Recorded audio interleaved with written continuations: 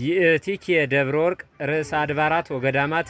ይቺ በፊት ለፊታችን የምናያት ታላቋና ጥንታዊቷ ደብረ ወርቅ ማርያም ገዳም በ351 ዓመተ ምህረት በአስፋና በአብርሃ አጽብሃ በወንድማማቾች አማካኝነት የተመሰረተች ገዳም ስትሆን በምሁረ ኦሪት ያዕቆብ መስዋዕተ ኦሪት ይሰዋባት እንደነበረም ጥንታውያን አባቶችና የታሪክ ድርሳናት ያስረዱናል።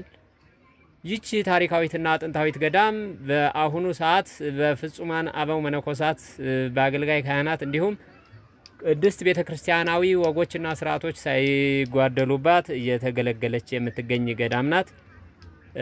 በቅርቡ የእመቤታችን የቅድስት ድንግል ማርያም ስዕላት ከሚባሉት ሉቃስ ከሳላቸው ስዕሎች አንዷ የሆነችዋ ወይኑት መስከረም 21 ቀን ታይታለች። በዚህም ብዙ በሺህ የሚቆጠር ሕዝብ ተገኝቶ ከእናታችን ከቅድስት ድንግል ማርያም በረከት ተሳትፏል ማለት ነው።